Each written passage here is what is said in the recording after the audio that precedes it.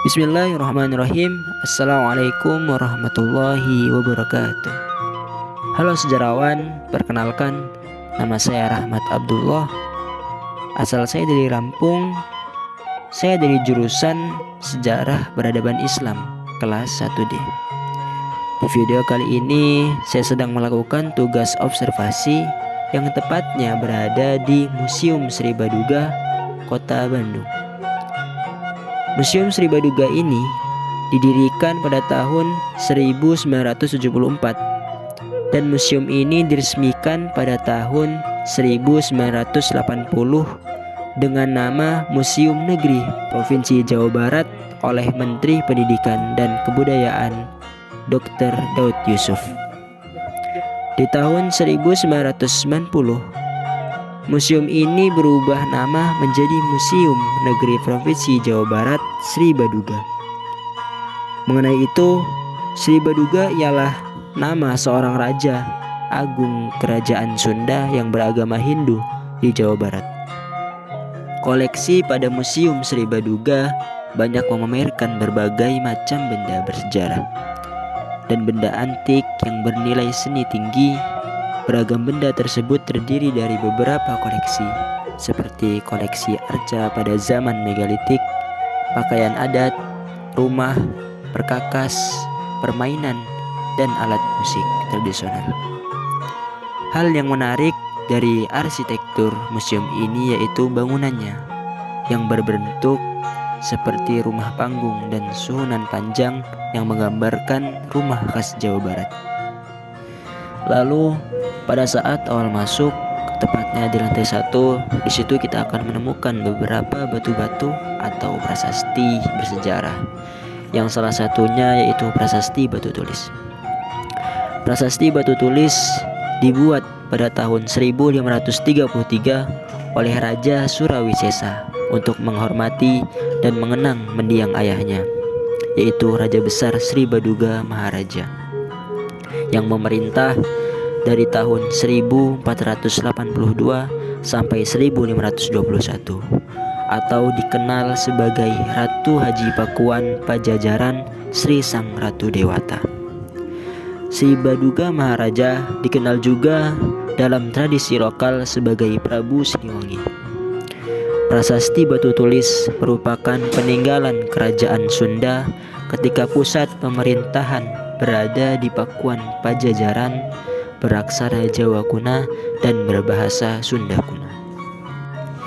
Dan di lantai 1 di Museum Sri Baduga ini berisi segala hal yang terkait tentang alam, peninggalan sejarah, dan perkembangan Jawa Barat, mulai dari arca, kubur batu, dan replika gua tempat tinggal. Kemudian ke dalam lagi terdapat artefak, bebatuan, naskah kuno, pejajaran, dan hewan-hewan.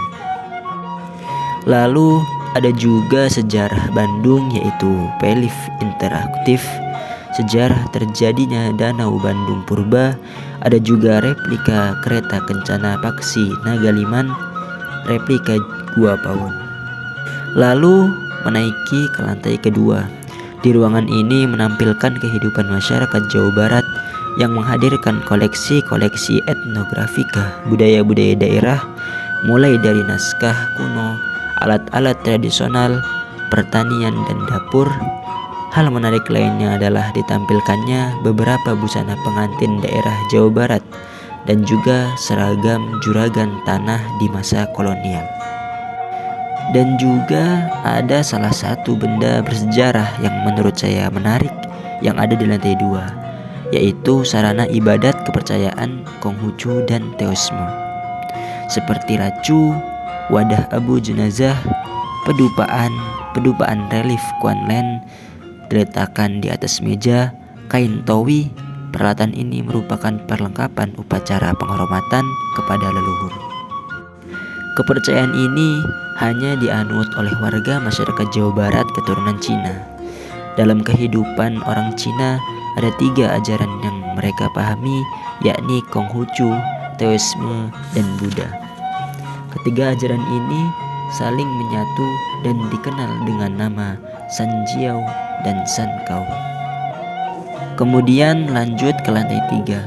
Di situ kita akan menemukan koleksi menarik seperti alat musik tradisional, misalnya terembang. Terembang adalah alat musik pukul dalam pertunjukan kesenian benjang, qasidahan, dan nadoman. Kemudian celepung bambu. Celepung bambu merupakan waditra yang dimainkan dengan cara dipukul dengan alat pemukul dari bambu pula. Dalam pemakaiannya biasanya dilengkapi dengan kecapi, rebab, suling, dan gong buyung. Alat musik selanjutnya yaitu calung renteng. Alat ini terbuat dari bambu dan dimainkan dengan mengaitkan bagian wilah-wilah bambu besar pada tiang atau dinding dan wilah yang kecil ditalikan pada pinggang sambil bersila atau dengan selonjor. Biasanya calung ini bernada pelok dan salendro, berfungsi sebagai melodi. Alat musik selanjutnya yaitu kecapi siter. Kecapi ini sering disebut kecapi kawih karena sering mengiringi lagu-lagu kawih, berfungsi sebagai melodi lagu baik yang dibawakan vokal maupun rebab. Kemudian alat-alat musik tradisional lainnya yaitu ada rebab, kecapi indung, kecapi rincik, tarawangsa, trompet, suling, warinding, teleot, gong buyung, dan alat-alat musik lainnya.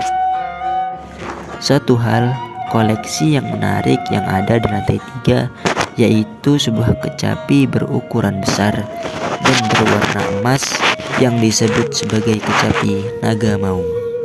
Tidak hanya besar, keunikan kecapi ini ada pada bentuknya yang menyerupai kepala naga dan harimau.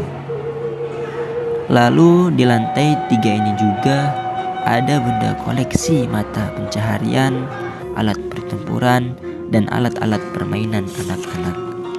Ada juga sebuah ruangan lainnya berpintu jeruji yang menyimpan koleksi benda masterpiece seperti senjata, pusaka, lukisan, dan beberapa kain khas Nusantara. Mungkin cukup sekian video tugas observasi dari saya. Terima kasih atas perhatiannya, semoga bermanfaat. Assalamualaikum warahmatullahi wabarakatuh.